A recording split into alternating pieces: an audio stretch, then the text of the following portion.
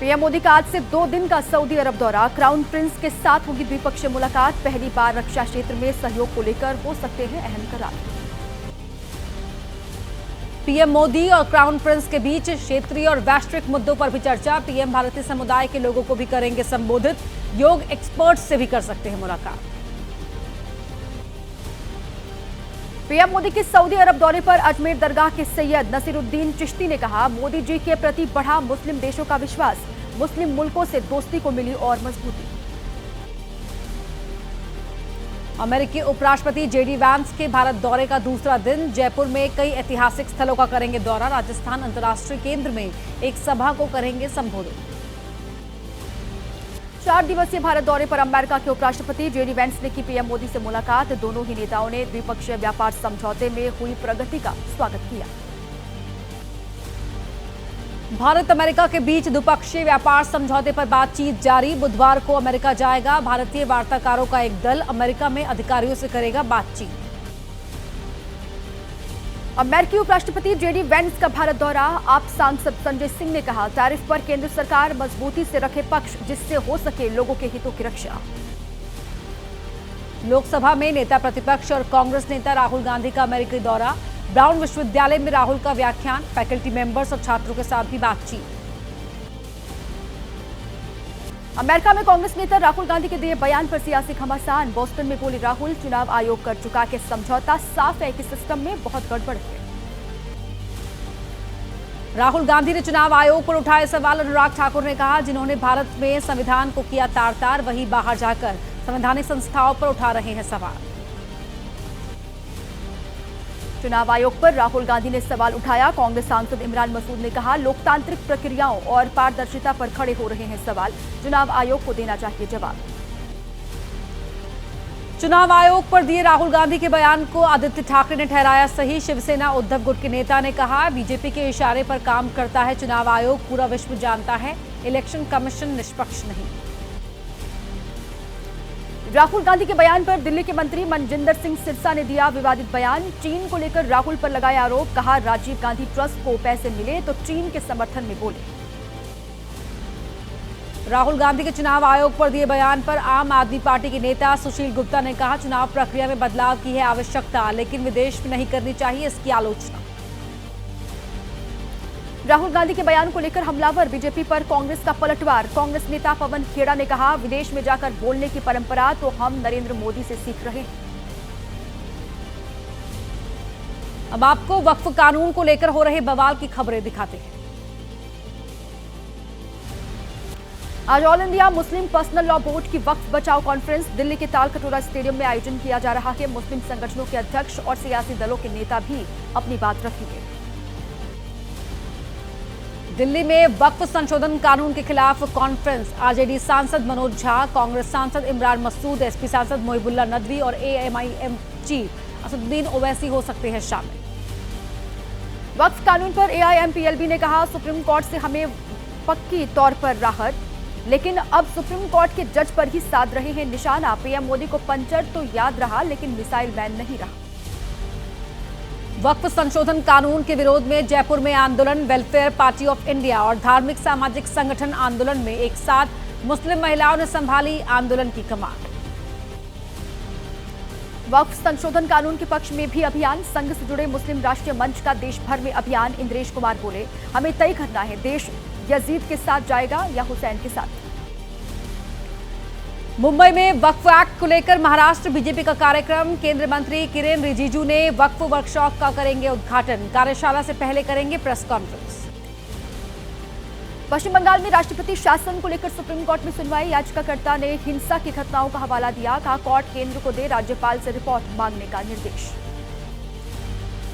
मुर्शिदाबाद हिंसा को लेकर ओडिशा से 2 आरोपियों की गिरफ्तारी। झारसुगुड़ा में 6 लोगों को हिरासत में लिया गया। पश्चिम बंगाल पुलिस ने की थी रिक्वेस्ट।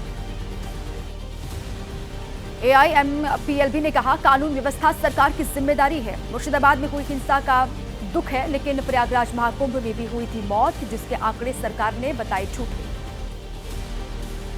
पश्चिम बंगाल विधानसभा में नेता प्रतिपक्ष शुवेंदु अधिकारी की मांग। जहां 50% से कम हिंदू मतदाता, वहां बने अलग बूथ। मुस्लिम बहुल इलाकों में जाने पर उन पर होगा हमला। अब देश की राजनीति की हर हलचल आपको दिखाते हैं 8 सेकंड। 2027 विधानसभा चुनाव को लेकर समाजवादी पार्टी की तैयारी। आज अखिलेश ने बुलाई अहम बैठक। एसपी युवजन सभा की राष्ट्रीय कार्यकारिणी और प्रदेश कार्यकारिणी की होगी मीटिंग। केंद्रीय मंत्री सतीश चंद्र दुबे का दावा, बिहार में आज नीतीश कुमार मुख्यमंत्री हैं और कल भी रहेंगे। बिहार में कांग्रेस का जमीर और जमीन दोनों गायब हैं। केंद्रीय मंत्री जीतन राम मांझी का तेजस्वी पर निशाना, कहा महागठबंधन ने नहीं बनाया सीएम का उम्मीदवार। बोले बिहार में नहीं है सीएम की वैकेंसी, आगे भी नीतीश ही रहेंगे चीफ मिनिस्टर। समाजवादी पार्टी प्रमुख अखिलेश यादव ने यूपी में थानेदारों की तैनाती में जातिगत भेदभाव का लगाया आरोप। एक्स पर पोस्ट करके कहा, बीजेपी राज्य में पीडीएस समाज की उपेक्षा के आंकड़े लगातार हो रहे हैं उजागर। यूपी में थानेदारों की तैनाती में जातिगत भेदभाव का आरोप डीजीपी प्रशांत कुमार ने किया खारिज। कहा जिम्मेदार पदों पर बैठे लोगों को बिना तथ्यों के ऐसी टिप्पणियों से बचना चाहिए। प्रयागराज पुलिस कमिश्नरेट को लेकर भी एसपी प्रमुख अखिलेश ने किया दावा। कहा प्रयागराज पुलिस में पीडीए का केवल 25% प्रतिनिधित्व है, किया जा रहा अनुपातिक अन्याय। खरगे को लेकर बिहार के डिप्टी सीएम विजय सिन्हा का विवादित बयान। कहा बंधुआ मजदूर की तरह कांग्रेस की गुलामी कर रहे खरगे। युवराज राहुल जो बोलते हैं खरगे उसे दोहरा देते हैं। बयान पर उदित राज का पलटवार। कहा विजय सिन्हा को तकलीफ कि दलित होकर खरगे कैसे बन गए। कांग्रेस के राष्ट्रीय अध्यक्ष, उनमें हिम्मत नहीं कि मोदी जी और शाह के सामने खोल सके अपनी जुबान।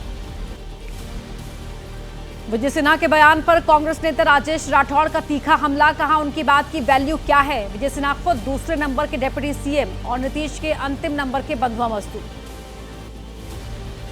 मल्लिकार्जुन खड़गे पर दिए बयान को लेकर आरजेडी का विजय सिन्हा पर निशाना। एजाज अहमद ने दावा किया, ये दिखलाता कि दलित विरोधी मानसिकता और बीजेपी के प्रति दलितों की कुंठित सोच। जोरों पर उद्धव और राज ठाकरे के एक साथ आने की चर्चा। विदेश दौरे पर एमएनएस प्रमुख राज ठाकरे कार्यकर्ताओं को 29 अप्रैल तक संवेदनशील मुद्दों पर न बोलने के दिए हैं निर्देश। बीजेपी नेता निशिकांत के बयान पर सुप्रिया श्रीनेत का निशाना। कहा नड्डा जी आपने कहलवाया और हाथ झाड़ लिया कि ये हमारा विचार नहीं, लेकिन आपकी पूरी पार्टी उस आदमी के बचाव में खड़ी है। निशिकांत दुबे के बयान पर जम्मू कश्मीर के सीएम उमर अब्दुल्ला ने कहा सुप्रीम कोर्ट को सरकार के फैसलों की समीक्षा का अधिकार, अदालत और विधायिका का है अपना अधिकार क्षेत्र। बीजेपी नेता निशिकांत दुबे अग्निमित्रा पॉल पर अदालत की अवमानना का आरोप। अवमानना की कार्रवाई के लिए अटॉर्नी जनरल से मांगी मंजूरी। कहा जानबूझकर उच्चतम न्यायालय पर हमला किया गया। और अब आपको देश से जुड़ी हुई अहम खबरें दिखा देते हैं आज के न्यूज में। दिल्ली में आज सेव अर्थ कॉन्क्लेव, केंद्रीय गृह मंत्री अमित शाह करेंगे इसका उद्घाटन। केंद्रीय मंत्री नितिन गडकरी और भूपेंद्र यादव, महाराष्ट्र के मुख्यमंत्री देवेंद्र फडणवीस भी इसमें शामिल होंगे। दिल्ली में एबीवीपी के नेशनल कैपिटल ऑफिस का उद्घाटन आज संघ प्रमुख मोहन भागवत करेंगे उद्घाटन। दिल्ली की मुख्यमंत्री रेखा गुप्ता भी कार्यक्रम में हो सकती हैं शामिल। एनसीपी नेता और पूर्व विधायक जिशान बाबा सिद्दीकी को जान से मारने की धमकी। मुंबई पुलिस ने दर्ज किया जिशान का बयान। जिशान के पिता की पिछले साल हत्या हुई थी। आतंकी तहव्वुर राणा को सता रही है परिवार की याद। परिजनों से बातचीत करने के लिए दायर की अर्जी। एनआईए स्पेशल कोर्ट में अर्जी लगाई।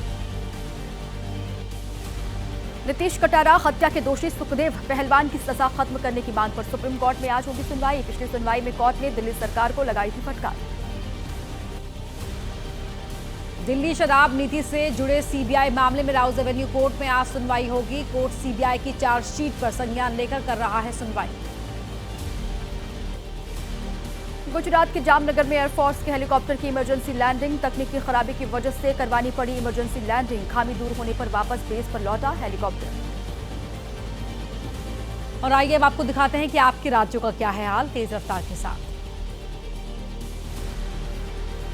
गुजरात के दाहोद में एनटीपीसी के निर्माणाधीन प्रोजेक्ट में आग लगी। मौके पर पहुंची फायर ब्रिगेड की कई गाड़ियां, अभी साफ नहीं है आग लगने की वजह। झारखंड के रामगढ़ इलाके में बंद पड़ी कोयला खदान में लगी आग। जमीन से उठ रही आग की ऊंची लपटें, चारों ओर फैला आग से निकल रहा काला धुआं। हावड़ा में ओएनजीसी केमिकल फैक्ट्री में आग लगी। मौके पर पहुंची फायर ब्रिगेड की 4 गाड़ियां। आग लगने के कारणों की जांच जारी। गोंडा में ट्रांसफार्मर में लगी आग। शॉर्ट सर्किट से आग लगी। ट्रांसफार्मर जलने से आसपास के इलाकों में विद्युत सप्लाई बाधित। देहरादून के बल्लूपुर इलाके में स्थित आशीर्वाद टावर में आग लगी। टावर में स्थित ब्लेसिंग वेल्स होटल में भी आग लगी। फायर ब्रिगेड ने काफी कोशिशों के बाद आग को बुझा लिया। गाजियाबाद के लोनी बॉर्डर थाना क्षेत्र की शांतिनगर कॉलोनी में हादसा। मकान में चल रही फैक्ट्री में लगी आग। आग में झुलसे एक शख्स की मौत, 2 लोग अस्पताल में भर्ती। फतेहपुर में चलती कार में आग लगी। कार सवार राजस्व विभाग के कर्मचारियों ने कूदकर जान बचाई। सूचना पर पहुंची फायर ब्रिगेड ने आग को बुझा लिया। मेरठ में दिखा आग का तांडव। 7 बीघा गेहूं की फसल जलकर राख। बिजली की लाइन में शॉर्ट सर्किट से निकली चिंगारी से हुआ हादसा। लोहियानगर थाना इलाके के पीपली खेड़ा गांव का मामला। अब मौसम के बदले हुए मूड से जुड़ी बड़ी खबरें आपको दिखाते हैं 8 सेकंड में। जम्मू कश्मीर के रामबन में आज भी जारी रहेगा राहत बचाव कार्य। भारी बारिश के बाद बादल फटने से हुई इलाके में काफी तबाही। 3 लोगों की जान गई। दर्जनों घर तबाह, वाहन क्षतिग्रस्त हुए। उत्तरी कश्मीर के कुपवाड़ा जिले के अलग अलग इलाकों में मौसम खराब हुआ। ऊपरी राजवार इलाके में बारिश के साथ जबरदस्त ओलावृष्टि हुई है। जम्मू कश्मीर के कटरा में बारिश के साथ ओलावृष्टि। माता वैष्णो देवी जाने वाले यात्रियों की बड़ी मुश्किलें।